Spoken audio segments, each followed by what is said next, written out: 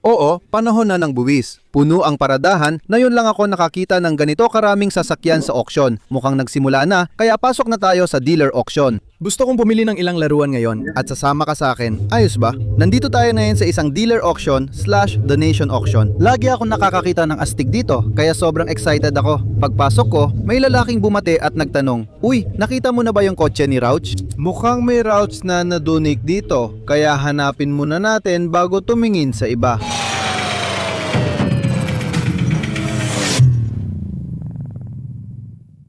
Lahat ito ay donasyong kotse. Toyota Solara. Hindi, 4 na pinto yon. 500 Special Edition Limited mula 1,973.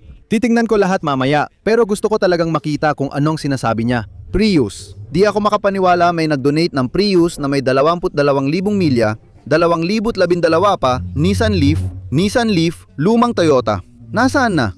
Ayun, may nakikita akong dilaw. May nag-donate ng Stage 1 Roush na may 38,000 milya. Ano? Donasyon. Ano ba yan? Grabe naman.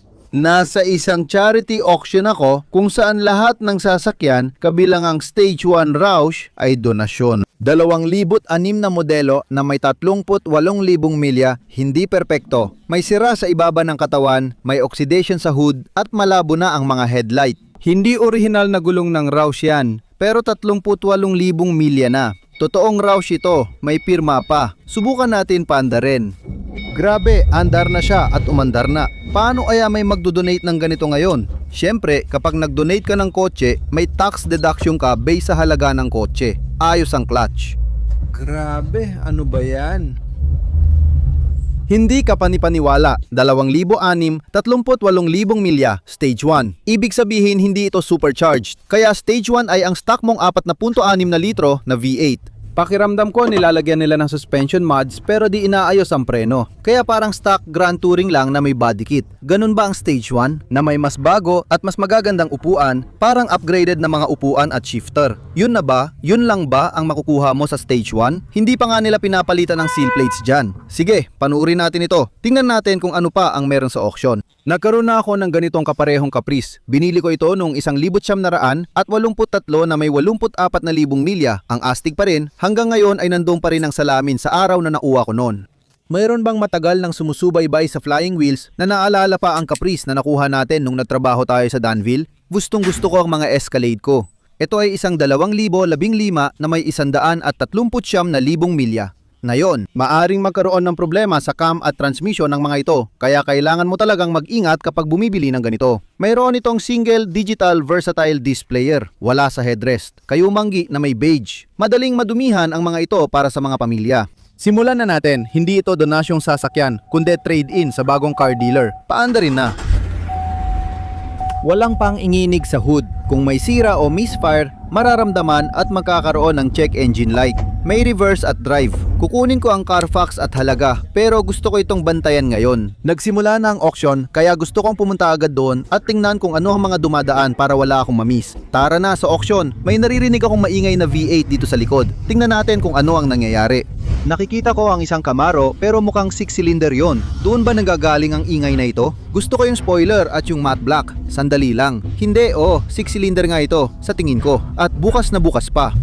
Oo, may bukas na 6-cylinder na tambutso. Hindi, salamat, pero interesado ako. Wala talaga akong interes kahit konti. Pero itong 1993 SL500 o Special Edition kung ano man ito, grabe, sobrang gaspang talaga. Dapat na itong na-donate. Gusto kong Solara, pero sira ang bubong. Ayoko rin ng Navigator. 58,000 milya at dahilan kung bakit mahal ng tao ang Toyota 4Runner, 243 milya. Sigurado akong aandar ito, manual transmission pa. Grabe, manual. Toyota 4Runner, siguradong aandar agad.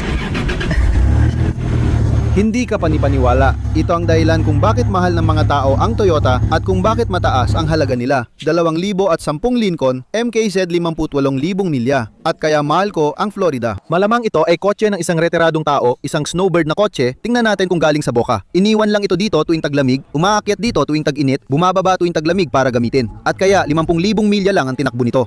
Malungkot pero malamang pumanaw na at idinonate ng pamilya ang kotse kaya lalong napatunayan ang punto ko. 2014 na Corolla, 281,000 milya, 2019 na Ford Mustang, 4 na silindro na turbo, 84,000 milya, nire-construct. Malinis ang titulo ayon sa libro, 15,000 ang halaga. Pero 8,500 lang ito. Oo.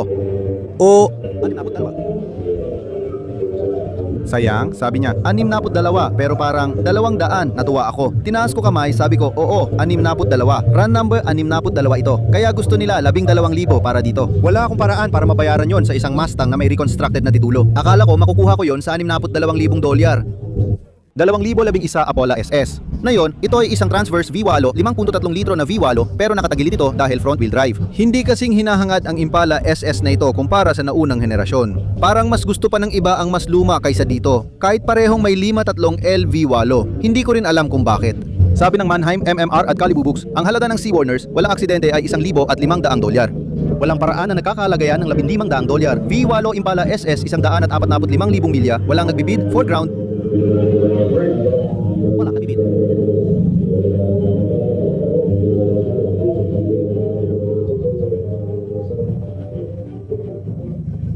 Gustong-gusto ko itong Escalade pero may ilang bagay akong napapansin, mga maliliit na gasgas at galos sa mga gilid. Pero kapag pumunta ako sa side na to, parang may nakikita akong alon dito at parang may tumulo sa pintura dyan. At sa totoo lang, oo, mukhang may ginawang bodywork talaga. Makikita nyo, may bitak sa ilalim. Naging sobrang abot kaya ng Escalade, 10,000 o mas mababa pa sa inaasahan ko.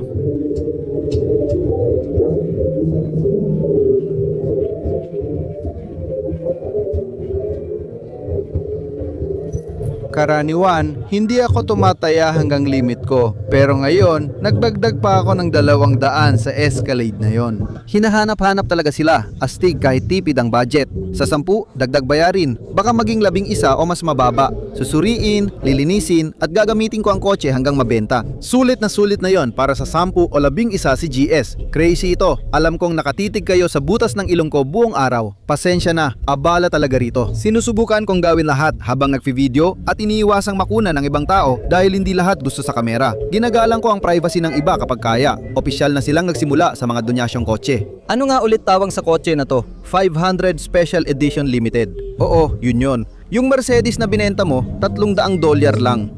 May AirPod ang catalytic convertible. Interesado ako dito sa Lincoln Zephyr, MKZ o kung ano man yan. 58,000 milya na MKZ, magkano kaya to? 3,000? Sayang. Kaya mga kaibigan, mahalaga ang full walk around sa kotse. Halos 5,000 na ang Lincoln, pataas pa. Pero yung Toyota na may 300,000, nakakaaliw at interesado pa rin. Maganda pa ang kondisyon nito para sa taon at tinakbo. May kaunting katok pero sa 300,000 milya, Diyos ko, halos 3,500 na ang 4Runner ngayon. Aabot na ito ng mahigit 4,000 pag nabenta na kasama ang mga bayarin. Diyos ko, siguradong lagpas 4,000 na ito. Grabe, 2,000 launcher na tig 32,000 milya, presyong 30,000 milya. Ngayon, heto ang Mustang na nascan ko. Talagang astig. Isang Mustang Grand Touring Coupe Deluxe. 8,500 ang presyo na may 73,000 milya, 600. Pero tingnan natin ang kasaysayan. Kaya ang kasaysayan ay ganito. 4 na naging may-ari, walang aksidente, 36,000 milya. Ipinapakita ng Perfect X na nagkakahalaga ito ng 11,000 sa retail. Hindi ako naniniwala dyan kahit kaunti. Grabe pare, sobra na yan sa retail ng kotse na yan. Sulit ba yon? Baka mali ako. Sulit bawat sentimo ang 2006 Ford Mustang Grand Touring na may Roche body.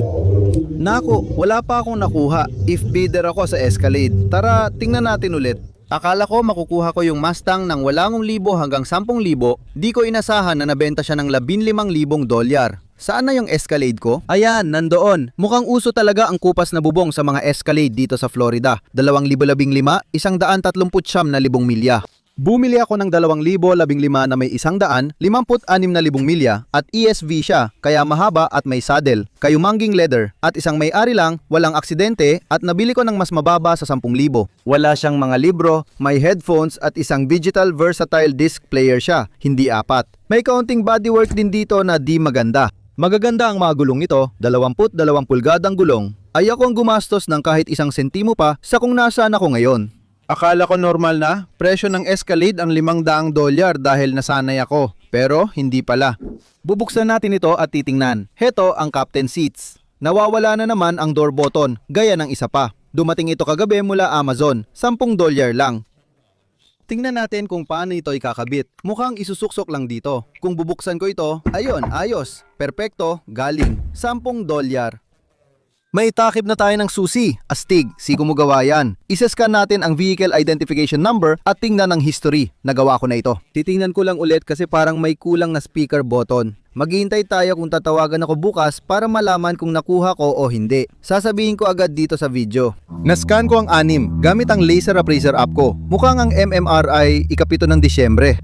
Ibawas para sa bodywork, kaya tama lang tayo, 11, 8, 10, 11, 5. Dahil sa mileage, okay naman ang mileage sa 100 at 30 siyam. Kapag lumampas ka ng 100 at 50, sa tingin ko mataas na ang mileage niyan. 130 siyam, hindi pa talaga mataas ang mileage niyan. Sige, kunin natin ang Carfax. Walang aksidente, 2 dati may-ari ang sabi. Sulit ito ng 10 siyam kaya wholesale, binibili natin ito mismo sa presyong wholesale. Walang araw ang lumipas. Sabi ko na hindi kita iiwan sa bitin. Nandito ako ulit sa auction kasi nakuha ko yung Escalade. Medyo kinakabahan ako. Hindi ito trade-in ng bagong kotse o donasyon. Baka nga mas malala pa. Ibinenta lang ito sa akin ng isa pang second-hand na dealer na medyo nakakatakot. Bakit kaya sa auction binenta ng dealer ang second-hand na kotse hindi sa publiko? Kaduda-duda tuloy, baka may sira, problema sa cam o transmission. Sabay nating aalamin at habang nandito na rin tayo, titingnan ko rin kung ano ang mga darating na donasyon ngayong linggo. Palagi kong nagustuhan ang mga Platinum F150s na may 5 liter, sa tingin ko isa yan sa pinakamagagandang truck sa kalsada. Buti na lang, mukhang di mo makukuha ang Expedition na 5 liter EcoBoost lang meron. Mas gusto ko pa rin ang Platinum na 5.0 Escalade na yung linggo. Kumuha ng donor na bangka, RX 350, 157,000 milya. Camry. Ano? Jeep Renegade. 2,216 na Jeep Renegade na may 157,000 milya. Bakit kaya na-donate yun? Baliw ba? Pwede pa tong linisin ng maayos. Nasa radar ko yan para sa susunod na linggo. Commander, maganda yan sasakyan. 2,006 na may 100 at 60,000 milya at ito pa, 28,000 milya na 1,900 at 85 Mercedes SL alin dito yon? Para sa 65 kung anuman, hindi ko alam lahat ng numero. 380 SL, 28,000. Baka 5 digit lang ang odometer niyan. Ibig sabihin baka may 100 at 20,000 milya na yan. Based sa nakikita ko sa loob. Hindi, mukhang 28,000 milya talaga ito.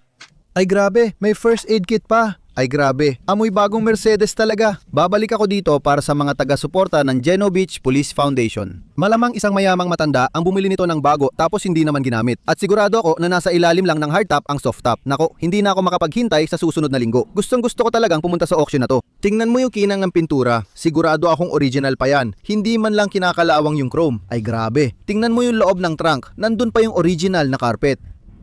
Sobrang excited ako para dito. Makakakuha tayo ng 2,000 at 6 na may 61,000 milya. Ito ay isang CLK convertible. Astig na kotse yan. Hindi ko masyadong gusto, pero maganda naman talaga. Hindi ako nagtitiwala sa mga bubong o kotse na ganito, pati maintenance nila. Pero sa 60,000 milya, medyo klase siya bilang pangalawang sasakyan ng maayos na babae. Ayan na, sabi nga. Naibenta na sa Flying Wheels, isang 2,015 Escalade na may 100 at 39,000 milya. Hindi ko ito na-drive. Hindi ko alam kung maayos ang pag-shift nito. Hindi ko alam kung may misfire. Sa tingin ko naman, wala itong misfire. Parang typical na Florida. Kupas ang bubong pero medyo malinis. Magaganda ang gulong sa 22 at gusto ko yon. Maikli rin ang katawan nito. Hindi ito perpektong malinis pero kaya nating tanggalin ang dumi sa pintura at buhayin ulit. Pasok tayo at tingnan natin. Florida Sun. May konting gas-gas mula sa braso ng tao dito pero malinis ang loob. May kulang bang trim? Maganda ang likod na upuan, may digital versatile disc player at sunroof. Uusad kaya ito? Gusto ko yung dashboard. Uusad kaya ito?